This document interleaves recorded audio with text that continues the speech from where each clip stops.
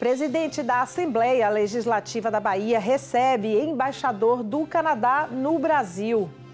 E que a gente torce que cada vez mais esses investimentos cheguem aqui para proporcionar uma qualidade de vida melhor para o nosso povo. Implementação do VLT no subúrbio de Salvador é tema de audiência pública proposta pela Comissão de Direitos Humanos e Segurança Pública da ALBA.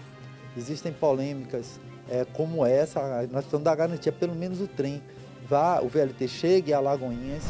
Ministro da Fazenda participa de audiência na Câmara dos Deputados. Veja ainda a previsão do tempo e as notícias da política na Bahia e no Brasil. O Alba Agora está começando.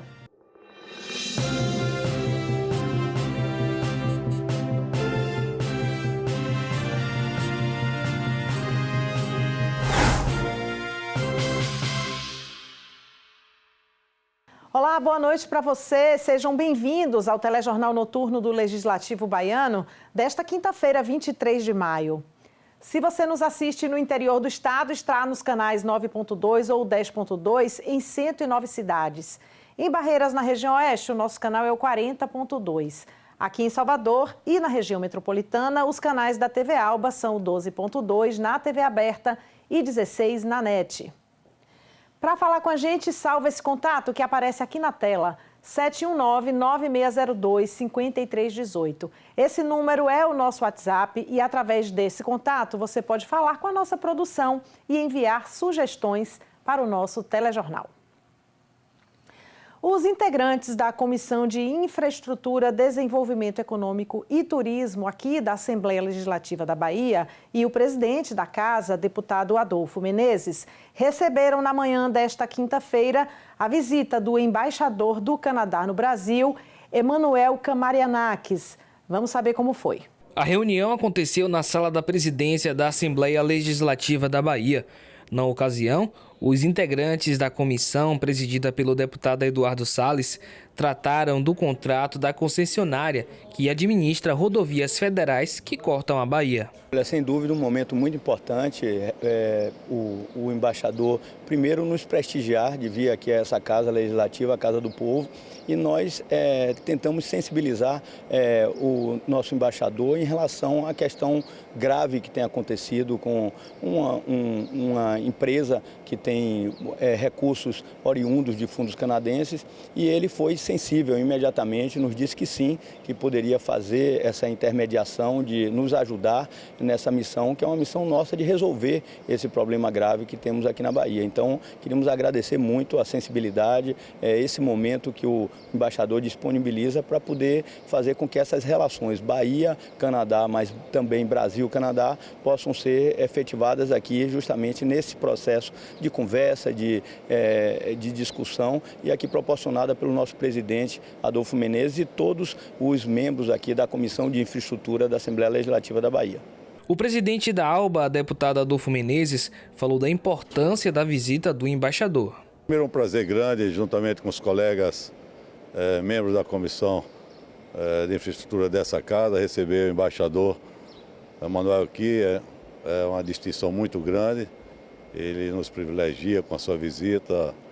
Ele tem uma agenda imensa, é o governo do Canadá aqui no Brasil, e está aqui conosco nessa manhã discutindo assuntos que diz respeito à qualidade de vida daqui da Bahia e do Brasil, na infraestrutura, né, em rodovias, que, como o deputado Eduardo falou, fundos de pensão canadense têm participação nessa empresa, então tentamos sensibilizar o senador, que vai tentar nos ajudar, claro, na medida do possível, porque esses fundos têm a sua independência. O Canadá, que é um país amigo, o Canadá que tem dos países que tem mais investimentos aqui no nosso país, e que a gente torce que cada vez mais esses investimentos cheguem aqui para proporcionar uma qualidade de vida melhor para o nosso povo. O Brasil não tem recursos suficientes para fazer tudo que um país continental como o nosso necessita, então só agradecer essa distinção do embaixador do Canadá aqui no Brasil, está nos privilegiando, nos dando prazer com essa conversa que nós tivemos nessa manhã. O embaixador classificou a visita como fundamental para o fortalecimento da relação entre o Canadá e a Bahia. prazer estar aqui com vocês na Assembleia Legislativa. Para mim foi um prazer encontrar os deputados, essa Assembleia, e falar um pouco sobre as relações bilaterais Canadá e Bahia. E queremos sempre fortalecer essas conexões, conexões econômicas entre os povos canadenses e brasileiros. Então, um prazer estar aqui. A implementação do VLT, o veículo leve sobre trilhos, e os impactos na população do subúrbio foram temas de um debate na Assembleia Legislativa da Bahia na manhã desta quinta-feira. A audiência proposta pelo deputado estadual Hilton Coelho foi realizada através da Comissão de Direitos Humanos e Segurança Pública. O debate, sediado na Sala José Amando, analisou os benefícios e também impactos na economia local que o VLT pode ocasionar no subúrbio.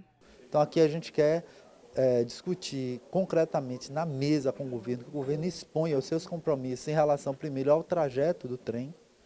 Existem polêmicas como essa, nós precisamos dar garantia, pelo menos o trem, o VLT chegue a Alagoinhas, né, a relação disso com o metrô de Salvador, a possibilidade de fazer a ligação e a questão da relação com o porto da cidade, além da possibilidade de nós termos o funcionamento do VLT convivendo com um trem modernizado. Especialistas em urbanismo fizeram um balanço dos impactos positivos e negativos que a implantação do VLT pode acarretar na população do subúrbio. Hoje em Salvador a gente tem uma grande interrogação em cima desse modo de transporte, que é o VLT, por conta das mudanças consecutivas, né, seguidas de projeto. E devido à urgência que hoje a população do subúrbio ferroviário de Salvador enfrenta, né? Foi desativado em 2021, em plena pandemia, o trem do subúrbio, né? um modo de transporte histórico com mais de 100 anos de uso, que transportava uma parte significativa da população a baixo custo, com a promessa de implementar um modo de transporte mais moderno. E foi substituído a primeira proposta de VLT, o veículo leve sobre trilhos, por um monotrilho, que não é um veículo leve sobre trilhos. Nós, ferroviários, entendemos que quanto mais ferrovia, melhor. Lógico, são defensores, embora não sejamos saudosistas, mas nós achamos que devemos evoluir na tecnologia, devemos avançar e preservar o que tem, ampliando, melhorando. Portanto, os impactos serão sempre positivos. Qualquer que seja um transporte de massa que venha a ser implantado, com novas tecnologias, com avanços de tecnologias, melhor para a Bahia, melhor para Salvador, melhor para o subúrbio. O trem do subúrbio ferroviário foi inaugurado em 1863, ligando o bairro da Calçada até Paripe, contemplando uma extensão de 13 quilômetros. O equipamento foi desativado em 2021 e a previsão é que as obras da primeira etapa do VLT do subúrbio sejam iniciadas ainda em julho deste ano.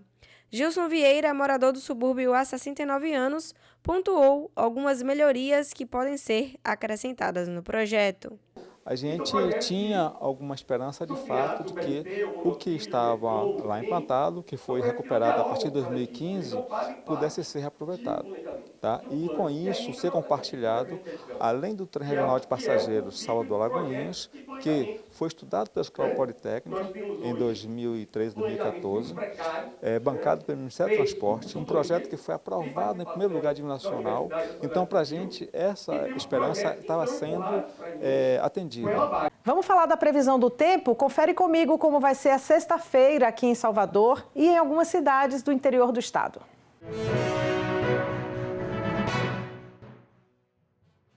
Salvador terá uma sexta-feira de sol com muitas nuvens durante o dia e chuva passageira. À noite o tempo fica firme. A temperatura pode variar entre 23 e 29 graus. A velocidade do vento pode chegar a 13 km por hora. Em Cachoeira, no Recôncavo Baiano, o dia será de sol com algumas nuvens. Chove rápido durante o dia e à noite. A temperatura vai variar entre 22 e 31 graus. A velocidade do vento é de 10 km por hora.